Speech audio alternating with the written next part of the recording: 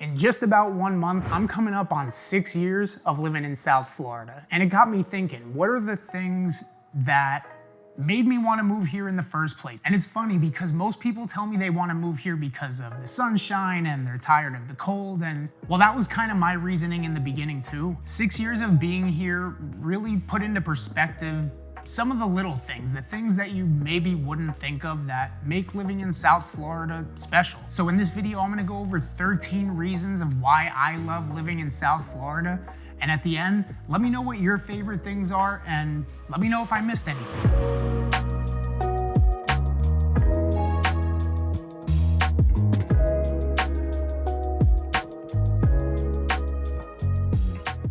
All right, so this video is not gonna be your typical I moved here because of the weather type of video. And while I am gonna talk about some of the bigger things that I love about living here, I also wanna talk about those small, random things that maybe you wouldn't think about or you would only know about after living here for 6 years. And one thing that I think is pretty cool about living in South Florida, especially right now, that I got to experience a little bit while I was living out in Denver, is the growth and development. And the cool thing is it's not just one area that we're watching grow. It's 3 major cities that are all part of a much bigger metropolitan area. Whether it's the massive residential development in Brickell and downtown West Palm Beach, or the residential and commercial in Fort Lauderdale's Flagler Village, the huge master plan communities like Avenir and Palm Beach Gardens, brand new cities popping up like Westlake, old cities being revived like Pompano Beach and Oakland Park. To me, that's the exciting part of a growing area that was once known to pretty much just be a retirement haven that has now turned into a place where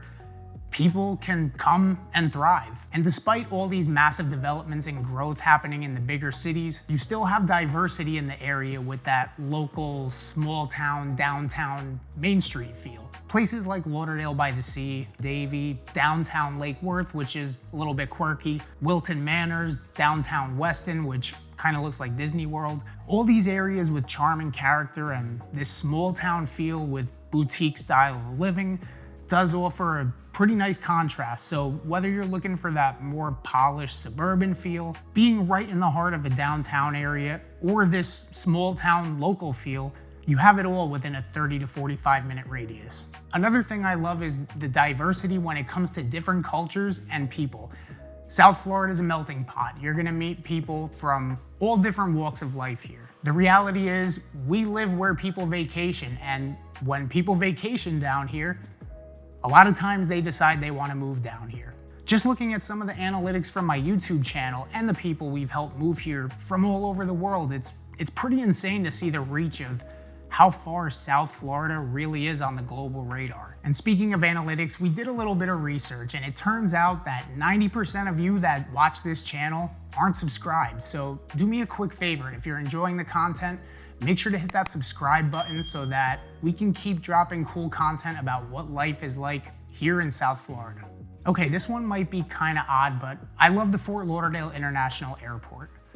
Yes, FLL, one of the busier airports in the country. In fact, I think it's ranked in the top 20 busiest airports in the nation. But Fort Lauderdale's extremely easy to navigate, easy to get to, and it offers over 120 flights across 27 different countries. And the funny thing is that people that fly down here specifically to go to Miami or even Palm Beach, they fly to Fort Lauderdale. And that is the bonus to having 3 major international airports within an hour radius.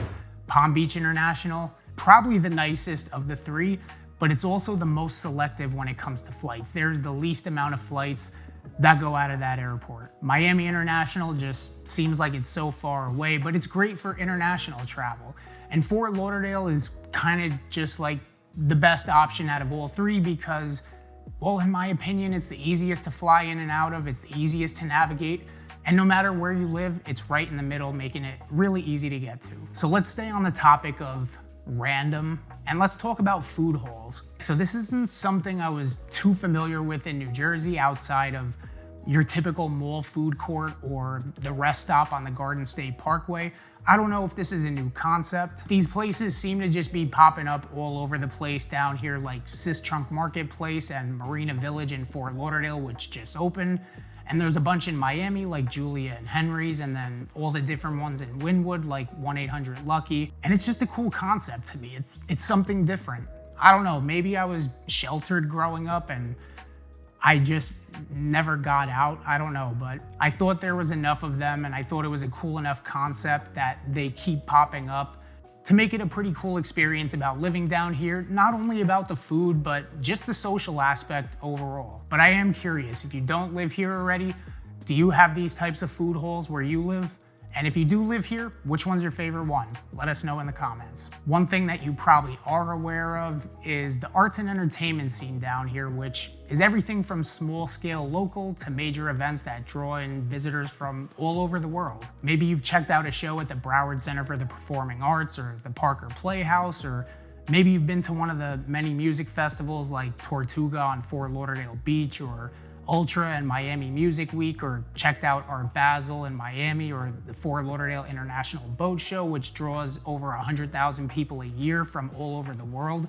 Or maybe something smaller like the local monthly events that I send out in my weekly newsletter, something like the Riverwalk Chili Cook-Off, which just happened a week ago, or the Supercar Saturday shows, or First Friday art shows. I think you get my point. There's no shortage of entertainment here, no matter what you're into. So I was a little skeptical about this one, but it turns out I really like the atmosphere here during the holidays, especially Christmas. Warm climate, sand, no snow. You wouldn't think it would work. But you remember that scene from Home Alone 2 where Kevin says, "Who wants to spend Christmas in a tropical climate anyway?" Well, that was me at first, but I have to admit, after my first year, I was actually pretty impressed. I didn't understand how you can light up a palm tree and Christmas lights, but it's just something that you have to see. And the way that they do it, despite the lack of cold and the lack of snow, you could still feel the spirit. And this is coming from somebody who spent Christmas every year in Rockefeller Center. Not to mention the events like the Winterfest Boat Parade, where the boats all light up and parade up and down the Intercoastal, or the Holiday Fantasy of Lights in Tradewinds Park, which is where you can drive through miles of giant animated holiday lights and lit up trees, and they sync the music to the lights and you play it through your radio station.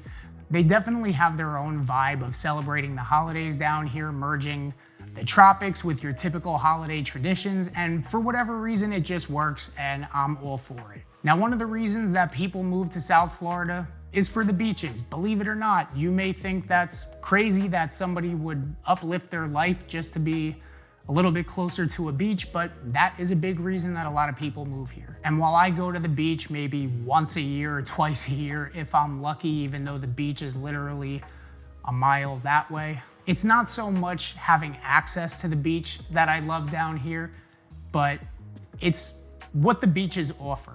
Whether it's the tourist trap of South Beach, the spring break haven of Fort Lauderdale Beach, the small town Lauderdale by the Sea, or the hidden spots like Lauderdale Beach or Ocean Ridge Hammock Park, there's a beach for basically every occasion and every activity. We also have two of the top ranked best beaches in the country per USA Today, which are Delray Beach at number 1 and Lauderdale by the Sea at number 3. Okay, so maybe you like the beach, maybe it's not that big of a deal to you, maybe you're more of a nature person. And we have that too, whether it's the Everglades National Park or the Loxahatchee Wildlife Refuge, which both have some really great trails and the opportunity to see some wildlife, or something still preserved but more in civilization like Oleta River State Park, which is the largest urban park in Florida, with kayaking, paddleboarding, and hiking and biking through the mangroves.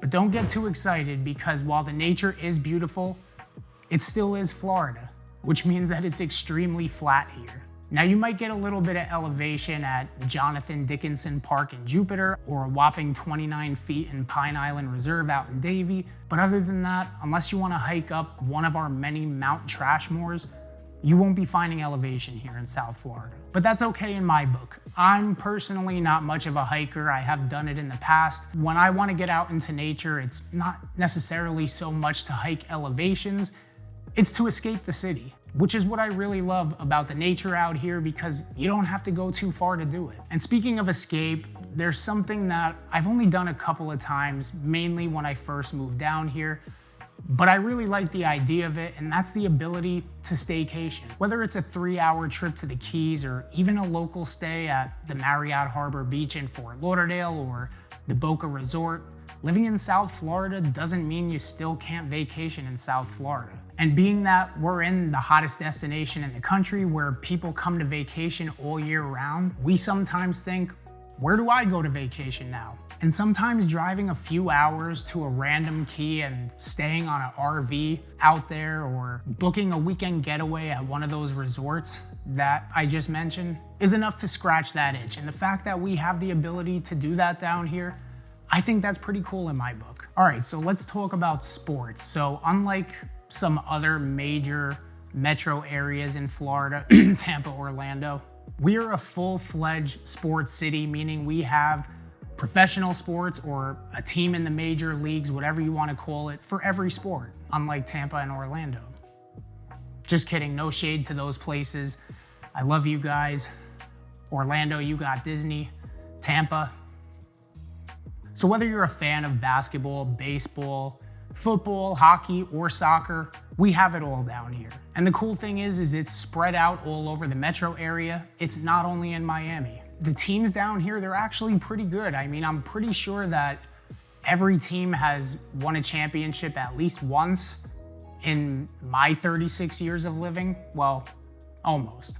And with the addition of Leo Messi joining Inter Miami, I mean, he brought this whole new level of excitement and attention to soccer in South Florida that I haven't seen in the last 6 years here. The Panthers won their first title in team's history this past year. The Heat have been to the finals twice since I moved here and won at least 3 championships in the last 20 years. The Marlins won the World Series in '97 and '03, and the Dolphins, well, they play here. But all jokes aside, it's not just professional sports. You also have your college sports like FAU and, of course, the University of Miami, plus minor league baseball in Jupiter and MLB spring training in West Palm Beach. So let's talk about South Florida real estate. Now, it wouldn't be right if I didn't touch on real estate a little bit on this channel, but we have a really diverse range of real estate and housing options down here in South Florida. And when I first moved here, I was just kind of exposed to Fort Lauderdale, which is what I knew, and the single family ranch style home that kind of lacks a little bit of character. And we definitely do have pockets of areas that are just like that. But a lot of people think of South Florida real estate and just think of concrete block homes with orange tile roofs and high-rise condos on the beach. But we do have some really beautiful historic neighborhoods with homes built 80 to 100 years ago that do have some really cool architectural styles with a lot of charm, giving it that old Florida historic feel. We have new construction where it's modern and contemporary, not only on the exterior, but more functional layouts on the interior as well. All the way to equestrian properties, farmhouses, and massive estates sitting on 10+ acres of land. So South Florida really is more than just orange tile roofs and condos. And whether you're looking for a walkable downtown, big or small, a polished suburban home, or that rural feel while still being only 45 minutes from the city, you can find it here. Opportunities are endless. When most people think of the land of opportunity, typically the first thing that comes to everyone's mind is either New York City or LA, Hollywood. But if you take a look at what's happened here over the last 5 years or so, the opportunity to make it down here, it's pretty insane. And like I said earlier, there was a time when Florida was just seen as this place where people came to retire. They made their money elsewhere and then they came here. WalletHub just came out with their 2025 best places list and ranked Florida as the #1 state to start a business and ranked Miami as the 5th best city to start a business. And South Florida and Miami in particular has just become like this entrepreneur's playground where you can cross paths with somebody one day and your life could change forever. And this place is such an entrepreneurial playground that you'll probably notice that there's people out all the time, and it almost makes you wonder, does anybody work down here? Now, just because Florida and Miami were ranked that high in the best state and the top 5 best city to start a business does not mean it's going to be easy. But there are so many factors in it that will help you succeed that so many people move down here just for that exact reason alone. So is South Florida this perfect place that you envisioned it would be? Probably not, because there is no such thing as perfect. But it just comes down to what you're looking for. Yeah, we have traffic. Yes, affordability is a challenge, just like everywhere else. This area is growing fast, and with that growth comes growing pains. But for me, the upside of endless opportunity, getting out of my comfort zone, being able to experience new things, and seeing a metro area or a city grow the way that it's been growing has been all worth the while and exactly the reason why I love living here. So if you're looking to be part of South Florida's new wave or next generation, maybe you're thinking about moving here, or maybe you already live here and you have a home to sell and you want to relocate to somewhere else in Florida, my team and I would love to be your real estate resource of choice. So reach out to us at any time. We'd love to connect with you. And if you made it this far in the video and you're not subscribed, what are you even doing? Make sure to hit that subscribe button, as we're releasing videos every week about what life is like here in South Florida. Also, make sure to hit that like button, and we'll catch you on the next one.